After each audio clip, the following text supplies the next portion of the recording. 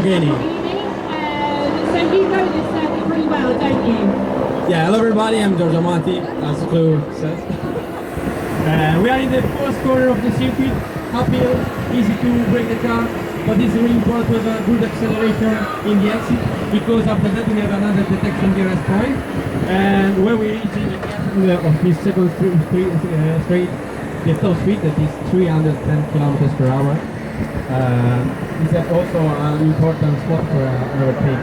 Absolutely, I mean, obviously the guys that we want to provide that but the guys we're seeing has a few brilliant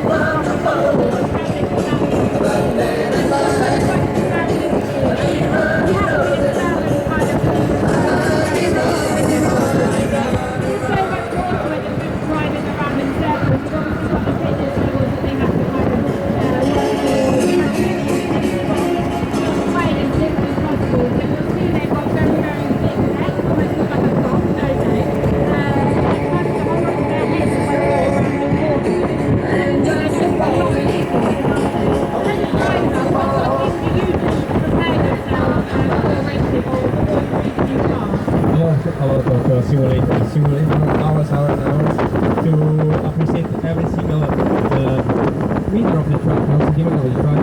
You can understand the gear and the turns, the braking point, how much are close the turn or open, it depends.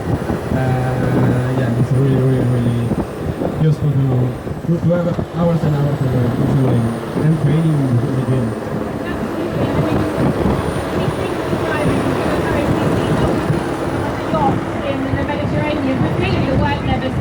Feel the apple. Absolutely. But no, I mean, there is a lot of work. It has a lot of strain on families and things like that. It's a life-changing sport. But we can feel that kind of the height that we're getting to earlier. A corner like this, if it was flat, is a very different corner to it with this kind of gradient. So you'll obviously be braking a little bit later. You really want to have the power as soon as possible to kind of pull yourself up the rest of the hill. Especially in qualifying, you really want to be making the most of those lap times. Racing, you potentially could take different lines depending if you're on the overtake.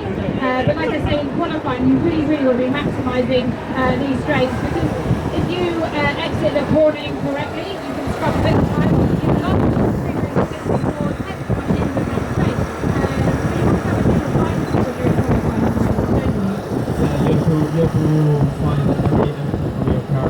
You have to be a single track with your car, the step balance be really inside. In a short track like this, it's really important to be perfect. And the corner is every single part. Exactly. I mean, especially on a car like this, you've got to be on the straight. You've got extremely tight corners, and the corners will be up, down, and the uphill and the downhill. So, kind of get far up to that, you may have to make certain sacrifices, really just kind of maximise those corners in exit speed, to then maximise those straights following, don't you? Yeah, athletic traction is really important to sacrifice a little bit the engine, but a really good exit. Also, we did just a second ago the third turn of the circuit in the downhill. It's really difficult to stop the car, because the car is moving. It's the opposite of the third turn. And now we are going to the only two left corner of the circuit. Absolutely. Was it that last corner there that you went up in the gravel platform? Yeah, last year I did a little mistake and go to the gravel in the race. I was P8 and come back in P14, P28. And after that I gained another time a lot of position and come back to the top 10. I mean, that's still quite an achievement, isn't it? But yeah, the circuit can work against you, can't it? If you're doing a bit of late braking downhill, it can catch you off guard and you overrun. And when the gravel's quite close to the exit, you're in it. You're lucky to get out. The gravel's designed to stop you, so you're glad to get out. I mean, taking a look back, as well, the gravel is the exit turn. Now, you're obviously in a truck.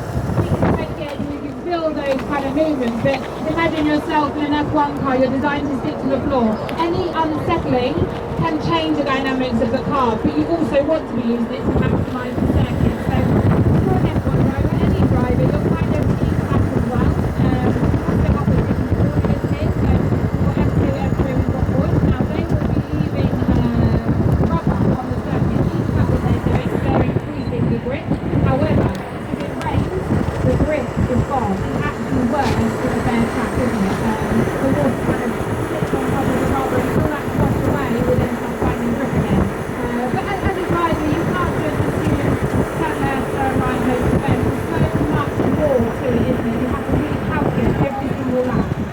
it's really important to understand what your car needs and what the system needs. So you have to adapt. If you are driving a Formula 3 downforce, the Formula 2 is up downforce, the last step before Formula 1. Before in GT cars is completely different. We use a lot the inside curve to move the car easily. But now looking the outside, because we have the new double Z after the right curve, maybe something interesting to see because it's new. It's really challenging for the drivers, but for me it's better I think because last year you have to understand where your setting cars are, and you have to be precise to be on the right line. Now you can have a mistake here. So if you are in the track limit, you're in the ground, so it's easier to understand. Exactly, and I mean then we had a lot of track limits penalties didn't we last year, and that's essentially to try and minimise those penalties. We remember Paris that Ken deleted in the qualifying for the track limit when they lost the 2 series.